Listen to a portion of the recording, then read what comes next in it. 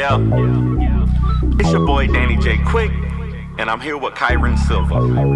And we want to thank you for joining the Four Tales podcast. I want to know what it is Quick is trying to say. We're about to talk some comics and get a little bit controversial. Everything from indie books to movie deal level commercial. With no rehearsals when we converse to coerce you. And then we do the quick takes and try to get to the personal. So join us and get your comic book a few more sales once a week wherever you pod. It's Four Tales. Once a week wherever you pod. It's Four Tales.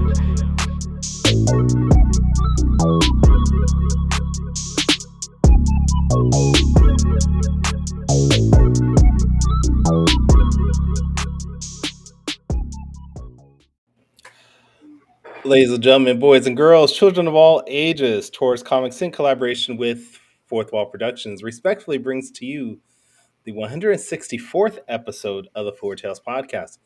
I am your host, Kyron Silva from Taurus Comics. Across the way is the lavender lyricist of Ace Blade, Danger Quick. Together, we are your two award-winning blurred comic creators here to help you find your next favorite comic. We are live on the AIDS to Geekdom Network via Facebook, Twitch, YouTube, but not TikTok because Restream and TikTok does not want to work together again for some reason. So if you're listening, we're on Danny's TikTok. You know, I'll just hop onto my TikTok if that's what we're doing. But no, that's too much work now. If you're listening or watching this live, thank you for your support. Don't forget to like, subscribe, share our podcasts because all your positive reviews, interactions help us reach a bigger audience. What's up, man? At least I think I'm on TikTok. I can't. Now I don't know. I don't know. I don't even know if we're even live, dude, because I'm looking online and I don't see us live anywhere. I see the live button has been pressed, so I think we're in there. I guess. I don't know. You never know with these new technologies, bro. Well, at least we got Mr. Fish Comics is in the chat. I'm proud of that too. The Sawed Off Salesman of Saw. That is a good one. That's horrible. No, that's great. That's horrible. That's horrible. That's great. If I ever have to do the intro, I'm using that. The Sawed Off Salesman of Saw. I like it. You can do the intro next week if you want. No, I don't want to do that. Okay. I don't want to do that at all. Fish, where are you seeing this at? Because I can't find us live anywhere, and I'm a little worried now.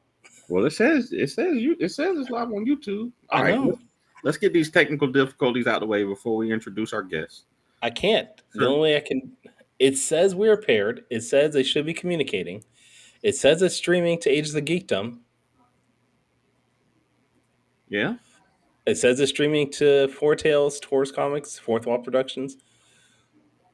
That's what it says, but I don't. But it does not show it actually showing up. Yeah, at all.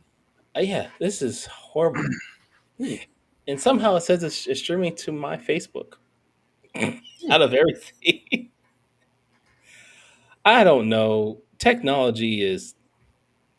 This is wild. Fish, where are you watching this? Yeah, I'm live on TikTok also.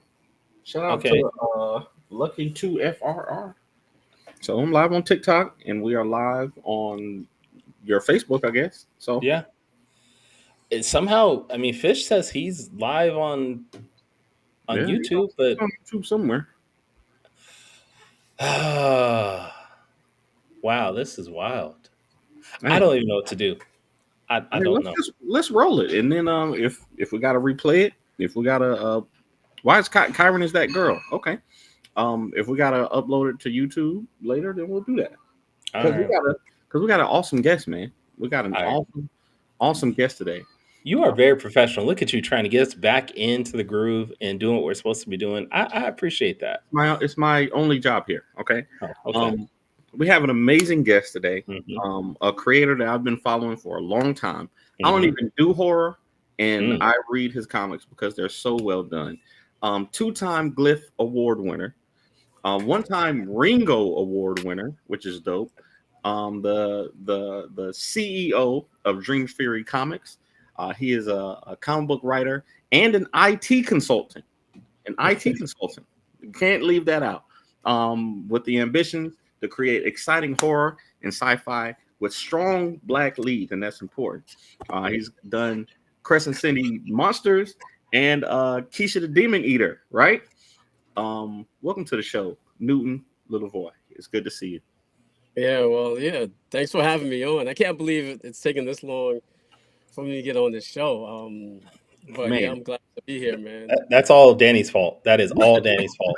I wanted you on the show before, and Danny's like, "Nah, don't bring him on." I literally don't schedule people. That's not true. Don't even start that mess, because I would talk to Newton anytime, anywhere. So, no, we're happy to have you on, man. Thank you so much for making time for us. Yeah, appreciate it. You know, we like you said, we go way back, like years. Yeah. Yeah. This is one of those also, like I don't know if you saw, but I actually met Kyron in person for the first time during the Heroes Con. I feel like I have we met in person? I feel like I met you at like at I was Blurred. just wondering. I feel like I've met you in person, but I'm not sure. Yeah, I feel like I've met you in person too. I don't know, man. I'm not. I'm really not sure. That's weird because You've I been to feel like BlurredCon? yes, I've been to BlurredCon, and I think I met you at BlurredCon because that was the first place I met Greg Anderson and Lisa, and I think you were there that year. Okay. Yeah. Yeah. So, but for anybody who might not have seen your comics before or know who you are, give us a quick introduction and tell us what you're here to talk about today. Yeah. So, as you mentioned, my name is Newton Lilavois. I'm an independent comic book publisher, and I publish under Dream Fury Comics. So right now I have 2 solo titles and then one co-creator title. So we could start off with Crescent City Monsters. That's the OG, my OG book, my first book, with artist Giancarlo Bernal. So if you're a fan of Sinners, Blade, it's like a mashup of that. Pretty cool. Follow Jonas. He's a sorcerer deep-seated in that New Orleans world, and someone in that world puts a bounty on his head. He doesn't know who or why, and he's trying to figure that out. So while he tries to unravel that mystery, the monsters of New Orleans are after him because of that bounty. And so my second book, Keisha Demon Eater, the title kind of really explains a lot of it. But it follows Keisha. She gets accidentally possessed by a demon, so her family sends her to an aunt who knows how to exorcise demons. But when she gets to aunt's town, she's going to see that's full of monsters, and she actually needs a demon inside of her to survive. So the very thing that she's trying to get rid of is the thing that's going to help her survive. And then my third book is Shattered Visions. Shattered Visions. Co-created. Yeah, Shattered Visions. Co-created with TJ Sterling. Shout out to my co-creator, TJ Sterling. The Voice. So it follows. What's that? The Voice. TJ. I call him The Voice. TJ. Oh, you call him The Voice? I had him on my TikTok. I had him on my TikTok a couple of times live, and people were enamored with his voice. So okay. Yeah, he's got another nickname too, but I guess I won't go into that because he might get a little. What? No, I think they call him Face. I think there's another nickname, Face. Like, you know, the voice and the face. Yeah. So we created a book called Shattered Visions. It's a sci-fi cyberpunk book. Follows Shatter. He's the world's most wanted man, and he's out to destroy a corrupt system by any means necessary. So, you know, if you're a fan of Fifth Element, you'll really dig the story. Yeah, now that you say that, I can see some of the Fifth Element in there. Yeah, for sure. Yeah, I like that. So, a question that we ask a lot of creators, first time we have them on here, what is it that drew you to making comics? A lot of us grew up reading comics and wanting to draw and things like that. What is it that made you make the leap into making comics, though? So the question is, what drew me into comics? No pun intended. Yeah. I didn't even do that. Yeah. So I started collecting or reading comics seriously when I was I was in the 5th grade, so I was like 11 years old, and I loved it so much that me and my brothers loved it so much that we used to actually sit down and draw comic books. I'd like draw comic books and then sell them to classmates, and you know, I loved at that time. I really loved drawing. And then I learned later that I'm not really an artist. My brothers, like, when we used to draw, like, we were about at the same level when we started doing comic books. But, I saw them like really progressing really nicely. And myself, I was like, I just kept staying the same skill wise. So I kind of like got a little disappointed about that and realized like maybe my strength is writing. So I started writing mostly.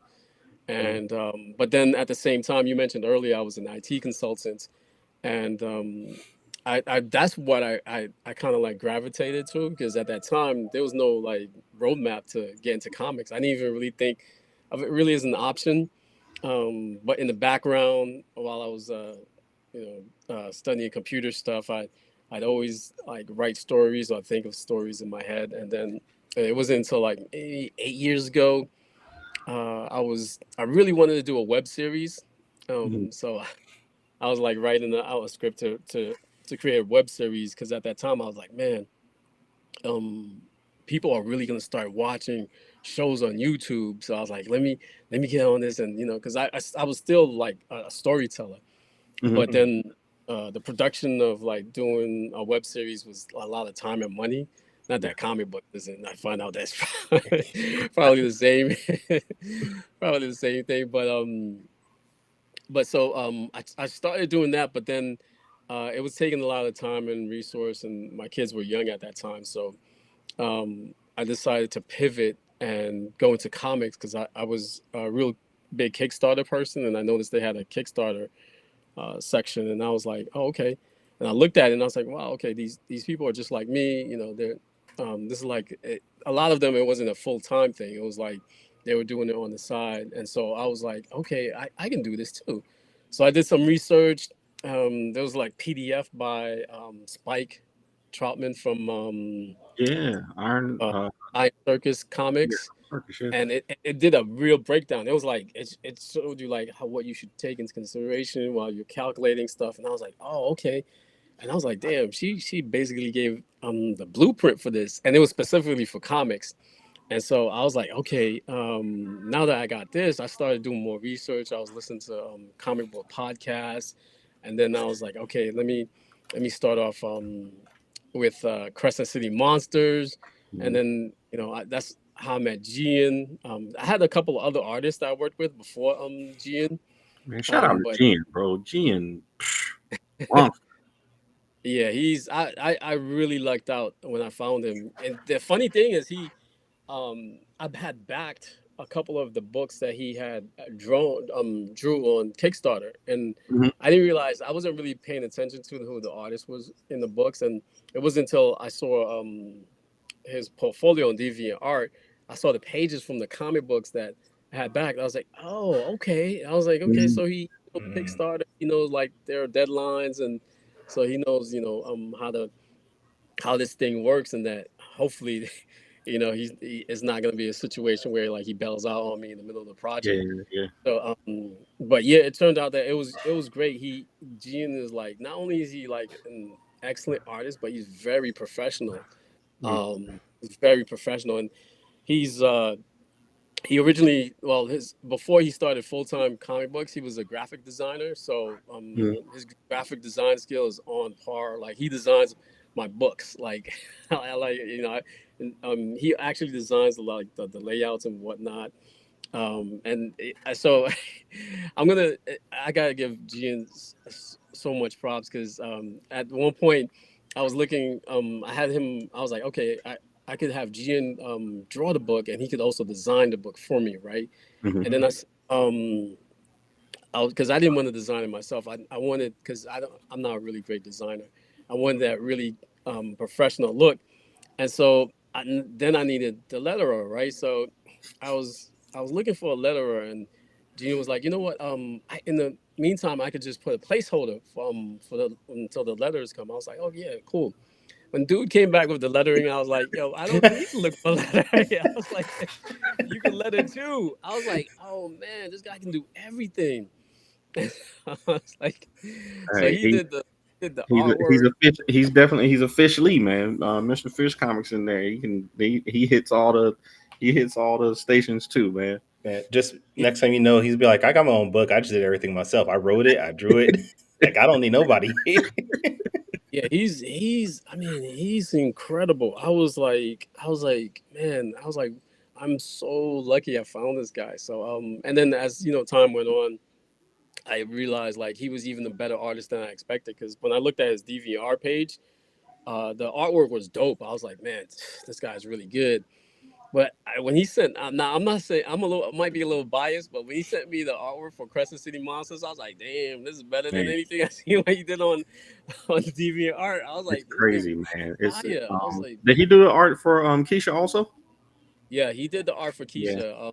So it's funny because with Keisha, I'm not sure if people know this, but I gave Gene like a few things to make it look visually different. Maybe I'm the only one who noticed, but so like with if you look at if you compare Crescent City Monsters and Keisha, like I told Gene like okay, the characters themselves don't put a lot of details because Gene loves to put details into his into everything, characters, background.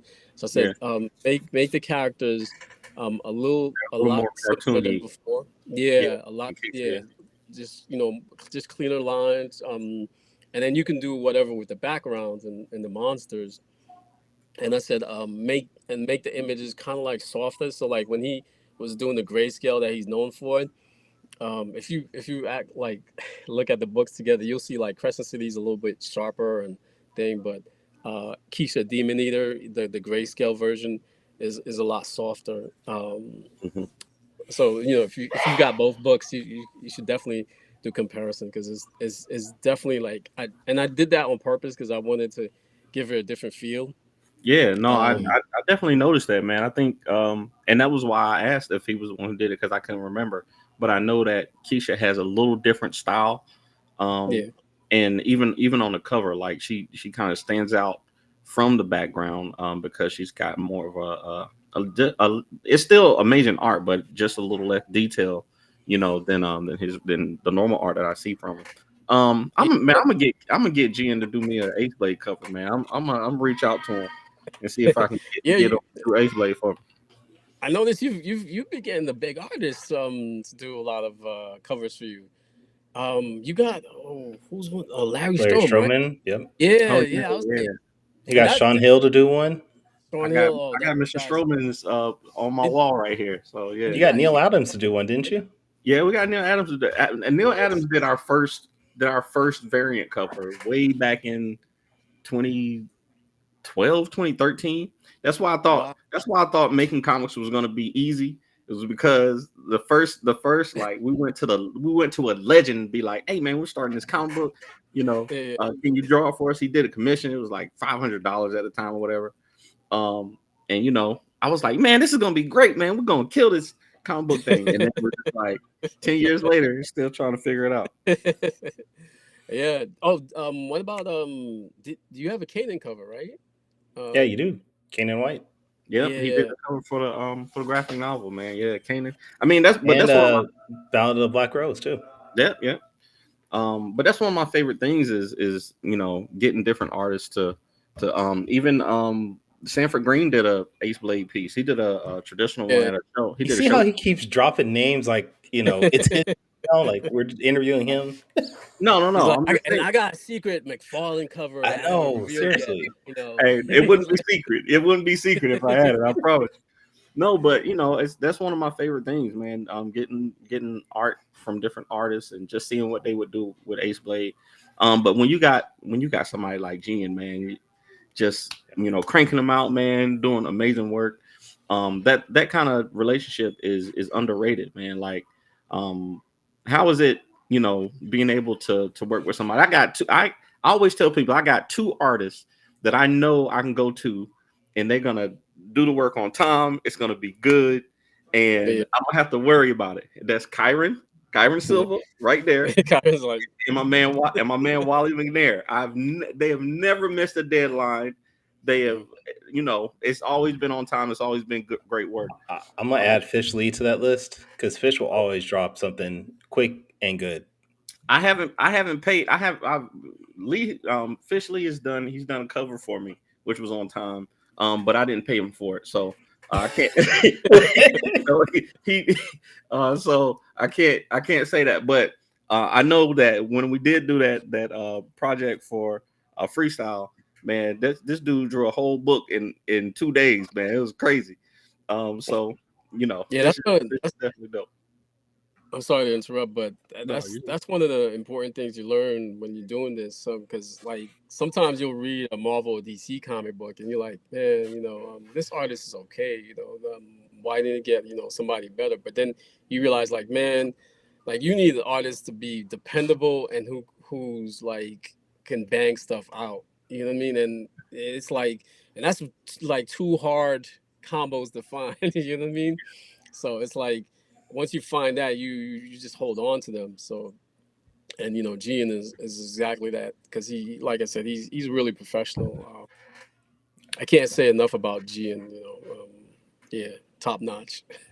yeah. I'm gonna need you to make that connection with me, man. I added him on Facebook, but I need to get some more information. Oh, yeah, he's not. So, it's the funny thing about Gian is like he's not really like a social media person. You would think like I can as tell good that. I can see. like as good like he if he had like a Instagram page, I'm telling you, he'd have at least like 100,000 followers, right? Mhm. The dude is not like No, not like social media, like or he. I guess maybe he just like has no time for it. That's not That's his because absolutely. he's thing. too busy drawing. He's too busy drawing and Yeah, yeah. putting details in the background. But there's one of my favorite artists, Jamal Campbell, Oh who's yeah, doing yeah. Superman right now. You cannot find him on social media. I don't Mhm. care how you reach out to him. I guess you got to find this guy walking down the street or something. Because I've tried to contact him in every way possible, and I can't get a hold of him. So some artists are just like that. Really focused on their crafts, and that's dope. That's dope. Yeah, yeah, yeah. It is. But yeah, yeah. I'll do the little intro to G, and I have to I have to like reach out to him and be like, yo, Danny's just trying to reach out to you, and then take it from there. Now, your company name is Dream Fury. What's the significance of that phrase, Dream Fury? Oh, first I thought it was a dope name.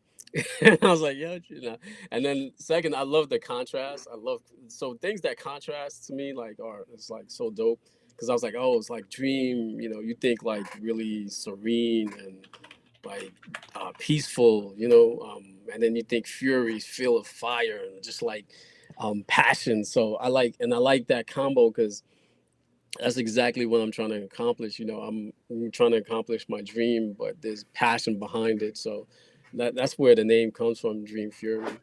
Okay. And with Keisha and with Crescent City, both of those they're situated in like southeast Louisiana, that area. What's the reason you're picking that region to maybe focus on with your stories? Oh, so with Crescent City Monsters, originally, so my thinking was like, originally it was a zombie story. Like I was like, oh, I want to do a zombie story. Okay. So in essence, that it is a zombie story. Like I don't ever picture it like that, but that's what it's going to be like a zombie story. So So you did uh, the Robert Kirkman thing because when he oh told yeah, Image, he told Image that Walking Dead was just an alien story instead of being zombie because they rejected it because they didn't want another zombie story. So you're doing that on us, okay? yeah. It's funny that you mentioned that because I always tell people that like when I tell them the origins of Crescent City Monsters that yeah. I was a big Walking Dead fan, like the comic book. Before even the TV series came out, I Yeah. was like, love this comic book. It's one of the comic books that and the funny thing is like I never grabbed a physical issue until like maybe like 2 years ago. All my copies were digital because it was like back in the days when Cosmic uh Comicsology used Mm. to have sales and they'll like have these sales like 99 cents for a comic book and I was like, oh yeah. And I like 80% of my books that I bought from Comicsology was like always on sale. They always had sales. And then they had this Walking Dead sale, and I was like, okay, let me read this book. And it blew my mind, man. I was like, man, I was like, you know what? These are the kind of comic books I want to make. And I so like at that time I was like gravitating away from superhero comic books. which is different because when I was younger, I only read superhero comic books. Like anything that wasn't superhero comic books to me is like weird. Yeah.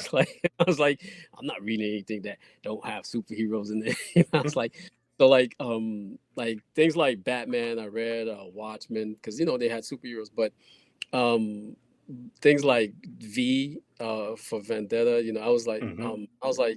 I wasn't really a fan of that. Like when they first came out, because that's gonna age me because I was around when they first came out.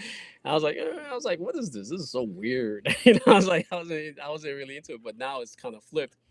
I really don't read that many superhero comic books. I like the non-superhero genres.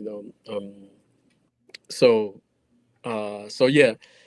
So it's flipped that way, and I think I was getting a little bit lost. So I'm gonna go back to the Robert Kirkman thing. so, so I was a fan of Walking Dead, and I was like, okay, I want to make my own zombie story because I heard the same story that you had just mentioned. I was like, the cojones on this dude. I was like, yo, he lied, and both his publisher was like, and at that time, I don't think he had a lot of books under his belt. No, he'd already done work for Marvel and for a while, and then Yeah, but he wasn't like the Robert Kirkman that we know like now. Like, well, this is yeah, so he was kind of like still starting. I was like, damn, that's kind of brave for like a relatively newbie lying to his publisher and saying, yeah, there's gonna be some aliens up in here. You're gonna see it's gonna be great, and then a few issues in when it's too late to change their mind. You feel like, nah, this is really a zombie story. I know you said zombie books, and they told him specifically like zombie books don't sell, and yep. he's like, and he lied. So I was like, yo, damn, I was like, yo, that's dope. I was like, yo, I was like, I want to make my own zombie book because I was like kind of inspired by Kirkman. But I was like, but I want to do my own spin, and so that's when I was like, okay, I'm gonna incorporate more of that voodoo lore to it. So originally the story was gonna start off in Haiti. That's where I'm from, and so as I was like kind of like feeling the story through in my head, I realized like, man, I'm the type person like I want to do research and do it right, and so I was like, man, if I did that, it's gonna take me so long, and I was like already like anxious. I wanted to do the comic book real, like I was like there was this like build up like, yo, I just like this swell like like when you need to do something. So I was like, I gotta do this, and I was getting really impatient. So I said, okay, I was like, if I do in Haiti, I'm gonna get I know myself, I'm gonna get lost in this whole research thing, and I was like, so I'm gonna switch to the next best thing, New Orleans.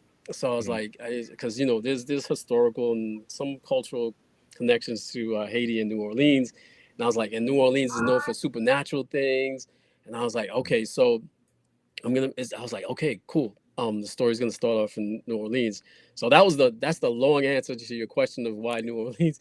And then Keisha just happened to be New Orleans too, because I was like, okay, I wanted to. So she starts off in New Orleans, but ends up in Kansas, and I did that because I was like, what two worlds would be so different? I mean, you can't get any more different than New Orleans and Kansas. Like, so I was like, it's how that hero's journey of like somebody going into a new world thing. Yeah. So I wanted to kind of like incorporate that into the story. So that's why Keisha started off in New Orleans too. We might have to talk next time when I finally finish this Ruby from Planet Oz graphic novel. We might have to talk, maybe do like a crossover between Keisha and Ruby, since Ruby's from Kansas. Yeah. We'll have to do Oh, something. okay, that'd be interesting. I like that. I just gotta that. actually sit down and start drawing this damn thing. It's taking me years. You see how easy it was for Kyron to come up with a crossover for y'all. I've been asking Kyron for 4 days now for an idea to crossover with my characters, and anyways. Oh, what? I don't know what happened. Danny just. God. Oh wait, he's back now. What? That's okay. That's okay. That's okay. I mean, your internet must be having issues. You froze earlier, so yeah, it is. It definitely is. Definitely having issues. So now we know who's in the control room here, because I was like, exactly. No, I've always known. I've always known for sure. He does not let me forget. I did want to say real quick, V for Vendetta originally published between 1982 and 1985, just for people in the crowd to know. Wow. wanted to throw that out Fish, there. you can Alice Lost in Wonderland can join a crossover also. I mean, honestly, what you're doing, Alice Lost in Wonderland, is almost exactly what I wanted to do in Ruby from Planet Oz, so might as well. Hidden messages Seriously. and all. Man, I see you got an amazing collection of books back there. Are most of those graphic novels? Or are these what kind of books do you got back Yeah, there? some of them are graphic novels, but my graphic novels, this pile here is mostly graphic novels over here. In Okay. fact, I'm gonna show this off. All right. Try to see if I get a bigger picture for him. That might be the So I just got this in. Oh, is that the? It is. Yeah.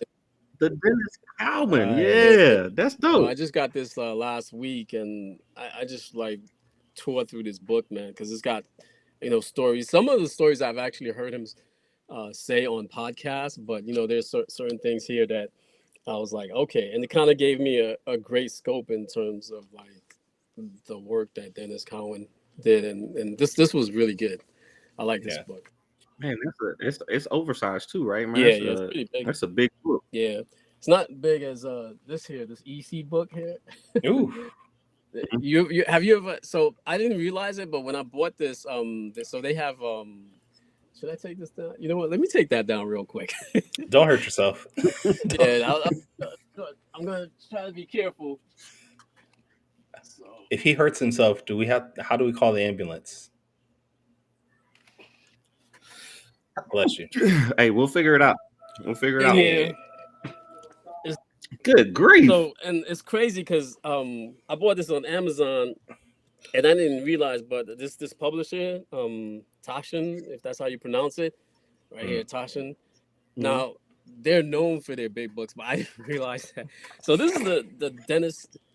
Let me see if I could show you the. I don't think it's gonna show. Good grief. But this the size difference is crazy. It's like look at this. Ooh. Wow. So it's like, and the Dennis Cowan is a pretty big book itself. Yeah, that's a workout right there. Yeah, this one here is like knock you out. And you know what? It's cool, but it's like, damn, this is not practical. It's really hard to read. You gotta it's like, how am I supposed to hold this thing? Yeah, you can't like read. You can't take that into the toilet and read that. I'm sorry. Nah. It's like, this thing is like a whole. That's one of those things that if this was a detective novel, that'd be the murder weapon right there. Yeah. Yeah. I never played Clue, but yeah, that'd be one of the murder weapons. Oh wow. Well, I appreciate you sharing that. That was this Dennis Cowan was like my latest pickup, and I thought it was great.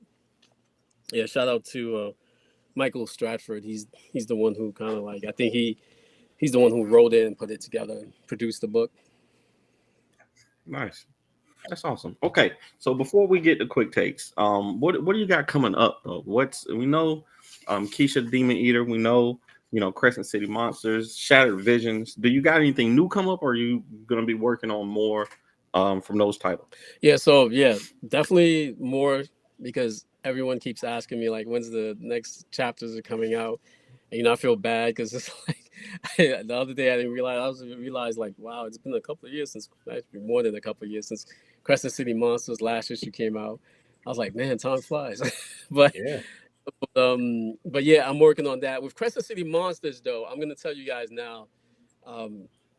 So when I started writing, so I have 4 issues, right? Then I have the trade that collects the 4th issue, and then I said, I started working on the 5th issue, and then as I was starting writing it, I was like, man, something feels off, and I kept rewriting and restarting the story, and I realized what it was. It was like I needed to go back. So like, if you remember, issue 1 starts off in like 1960s, right? And then it does a time forward to near present day, right? And so like issue 1, 1960s, and issue 2, like I think a little after Katrina, which is what Right. 2010 or something, or maybe. 2009. I think. Yeah, so so it's around that time. So then what I decided to do is I'm going to go back and fill in that gap between issues 1 and 2. Oh, And nice. so yeah, it's gonna be really dope. You guys are gonna love the story, and it's gonna and if you guys are familiar with the story, there's a character called Kingsley, right? And he's Mm-hmm. so it's and from issues 1 to 2, like Kingsley's not in issue 1, but he's in this issue 2, and then going forward, he's like a really major character, and so it's gonna show you the rise of Kingsley. So it's gonna explain what happens in between issues 1 and 2, because that time jump, there's a lot that happens that I don't really explain, and I was a little nervous that the readers are gonna be like, "Damn, what happened?" And but everybody kind of just like I guess trusted me and uh, telling them the story, and nobody was like, "Yo, what the hell?" And nobody complained. So I'm gonna go back and fill in that gap, the gap between issues 1 and 2, and it's gonna be this whole story arc of it's gonna be called the Rise of Kingsley. It's gonna explain like how he got into the Nice. position he is, and it also gives me an opportunity to show a little bit more of Jonas in the 1950s, because I should say 1960s, because um, I realized like a lot of people kind of like where it started off on issue 1, because they had the impression like, oh, this is going to take place in the past, and it's gonna be cool. So I want to go back and show folks how Jonas was back then and his relationship with everybody else, like because you have the monsters of Crescent City monsters, right? It's gonna show you his relationship before everything happened, and then yeah, it's gonna be dope. I'm really excited about it. Keisha, gonna do the next thing. There's gonna be a few things revealed with that too. Um, Shattered Visions, yeah, we have a few surprises with that too. So I'm excited about all 3 titles, but the new thing that I'm working on is something really new. It's like a new genre. So like Crescent City Monsters, Keisha Demon Eaters, Supernatural, uh, Shattered Visions is sci-fi, cyberpunk, right? So this Mm-hmm. new book is called Sequential Love, and it's a slice of life book. So it's Oh. going to feature, Oh wow. yeah.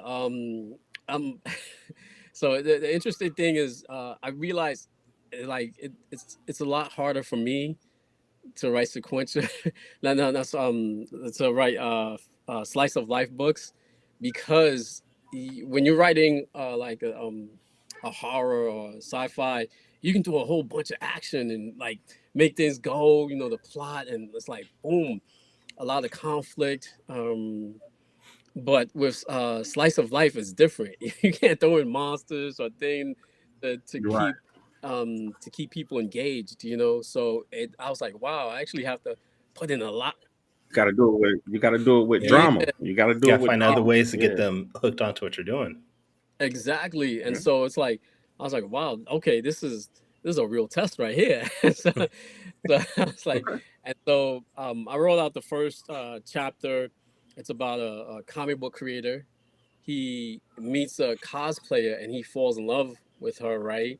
Oh. And they Mhm. end up like trying to save fandom from AI. So that's the story itself. Ooh, So it's it's an autobiography. no, it's not hard. But if Just my wife heard that, she's like, "Who?" Oh no, oh no, I mean no. not a. It's based on somebody else's Yeah, life. yeah, Dang It's, it. somebody, it's just a biography. Newton's My wife's gonna bad. hear this. She's like, I'm going to every convention with you from now yeah, on. yeah. I want to see who this Yeah. cosplayer is. I'm going Who to you San talking Diego with to? you. Nah, we don't want no trouble from Yeah, Miss Newton. We don't want none of that at all. yeah. So, But okay, man, I'm excited. I'm excited to see that, man. My daughter, my middle daughter, she's got me into some different kinds of anime and stuff, and slice of life is big in anime. So I'm looking forward to that. All right, let's do quick takes. Kyron, when you're ready. Actually, I'm not ready, but I won't do it anyways.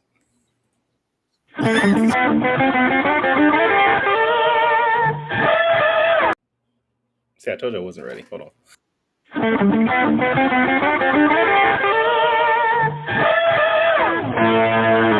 takes. I You had know, it, man. no, I knew it still didn't pop up for me. I needed the extra time, but I couldn't do it. That's just whatever. Terrible. All right. Terrible. All right. So, if you've never if you've never seen Quick Takes before, Quick Takes is a rapid Q&A session where we grill our guests on their deepest, darkest secrets from the internet. So basically, I stalked your pages online, and I found all of your secrets. No, I'm just playing. We're just gonna ask you a couple questions to get to know you a little bit better. There might be one though. There might be one question that might get you into some trouble. We'll see. Okay. We'll see. Always starting issues, dude. All right. So, let me see. Question number 1. We talked about this a little bit earlier. Indie crossovers, man. There's been a lot of talk about crossovers in the indie space.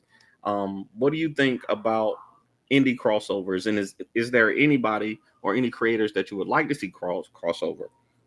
Oh yeah, I think crossovers are a good idea. And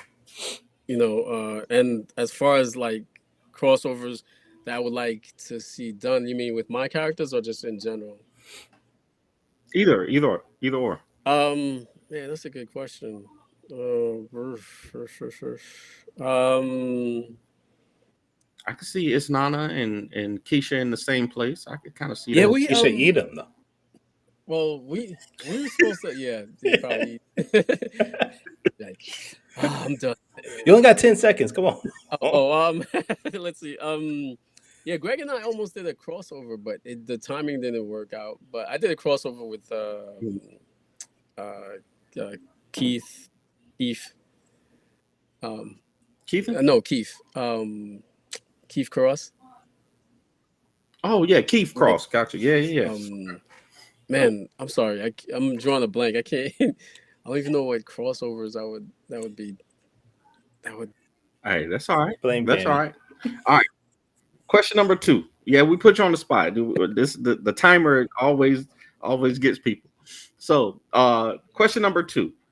You've been to a couple shows, man. And this is a question that we ask a lot of creators because, sometimes we prefer big crowds. Sometimes we prefer the little more intimate. So, what do you prefer when you go to a comic book convention? Do you prefer big cons or do you prefer, small shows, and why? It's just for financial reasons, I prefer big cons. Because nowadays, like in the beginning, a con used to be like, yeah, you're like, hey, I'm going to a con, but now it's more like, it's like, okay, I'm gotten to the point where like, I only want to go to con if I know I'm gonna make money. It's like, you know what I mean? It's like I'm getting there. I've done enough cons where it's like it's cool. I love meeting people, but at the same time, it's like, man, okay, I've done this like a few times now. It's like I need to focus really on making sure that I make money, and usually big cons does that for you. And big cons, you get to meet more people. It's like, with smaller cons, I guess it's more intimate, but nah, with big cons, you you just get to meet more people. So, and you can be as intimate with people at big cons than as you can be in small cons. So I just prefer big cons. I'm getting there too. I used to be a small cons guy, but I'm getting to big cons. All right, question number 3. Back in the day, we did a indie comics collection challenge that we all kind of took part in, and your collection was one of the biggest ones that I'd seen. You had all the books from indies, and I want to know, I got a couple of indie books that are like really like gems. Like I got the first printing of Purge over here.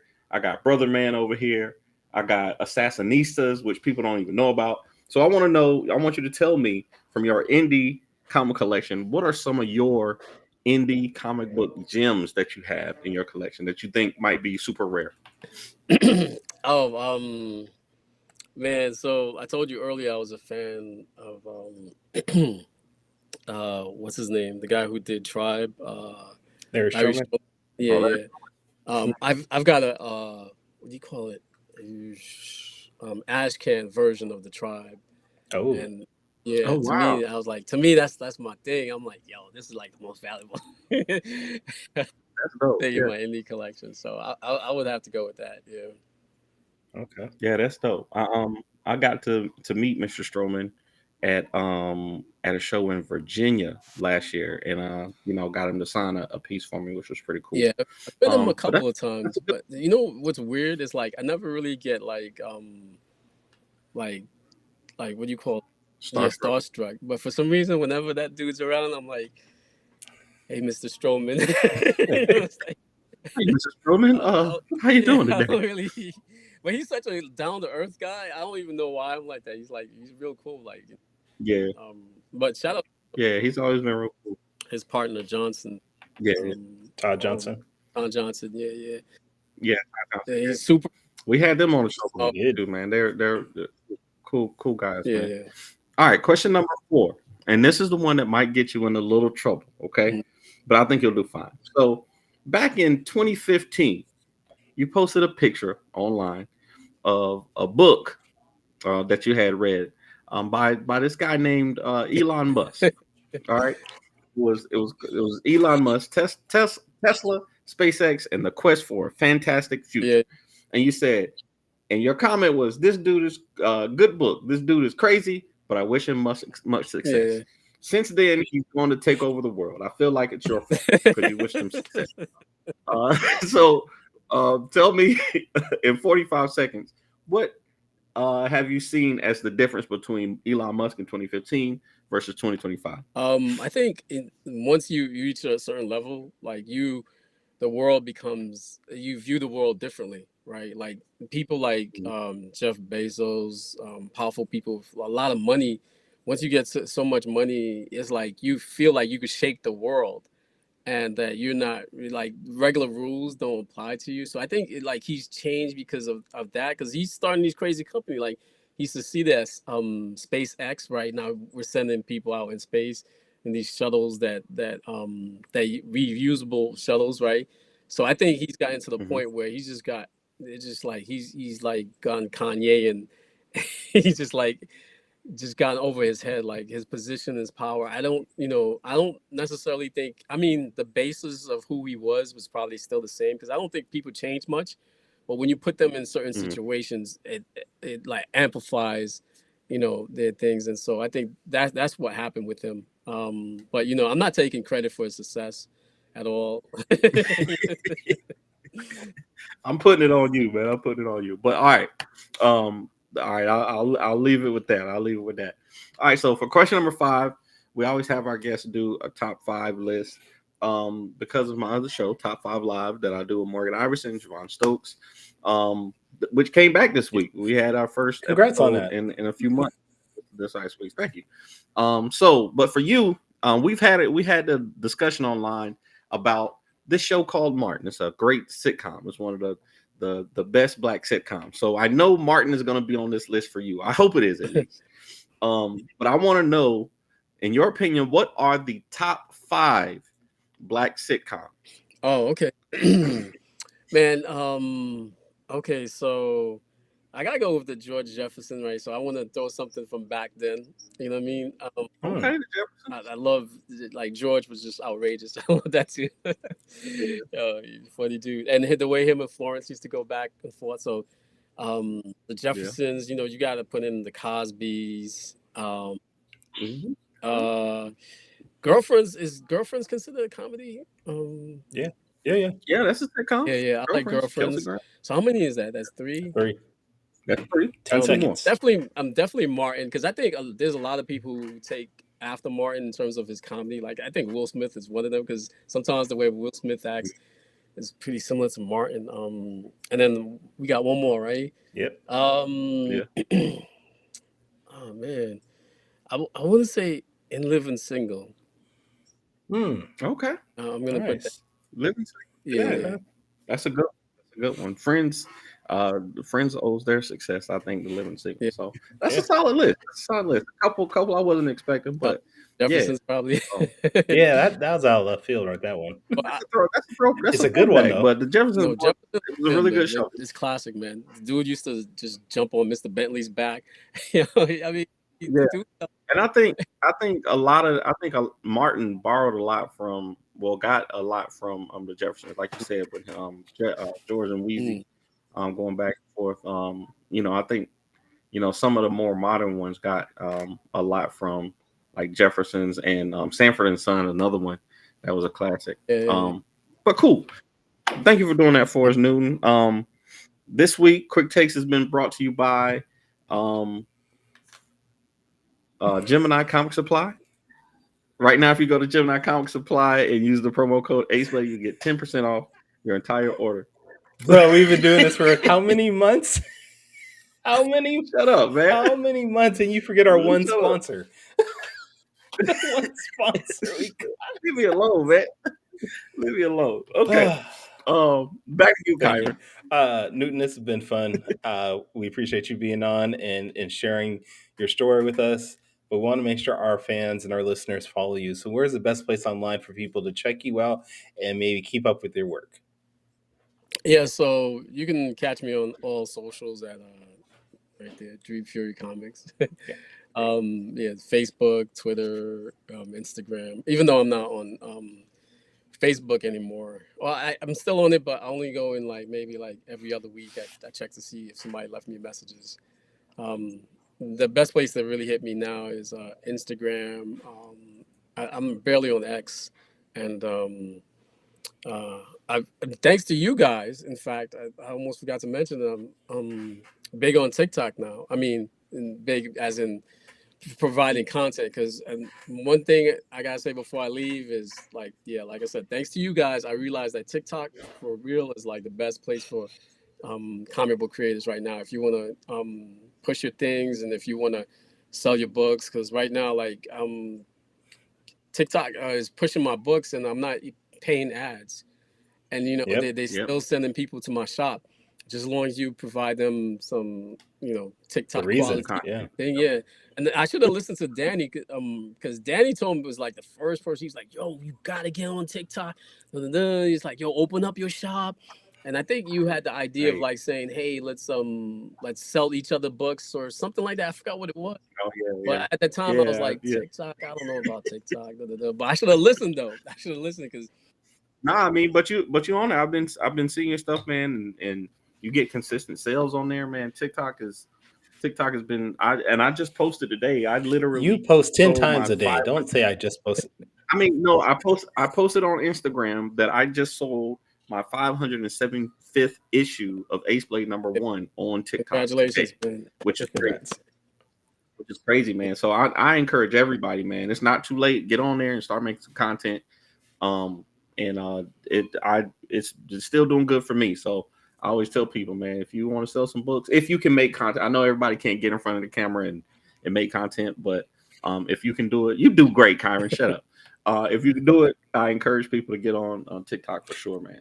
But yeah, thank you for coming on, man. This was great. Thanks Danny. For having me. I definitely want to be on later. Okay. Danny, where can people check you out? Best place to find me is our website, fourthwallpros.com.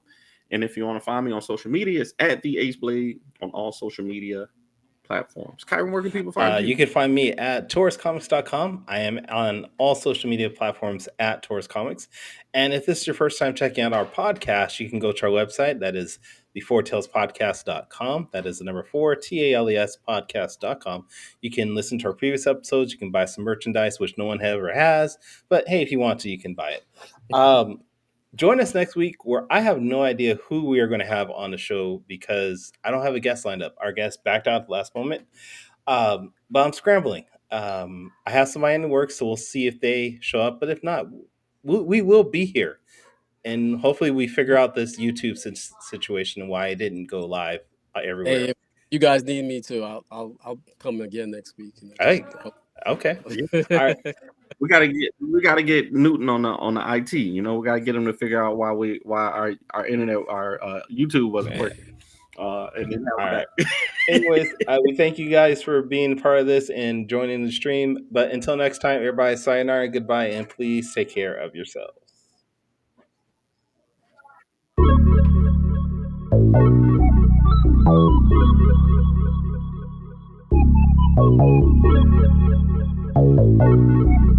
I want to know what it is Quick is trying to say.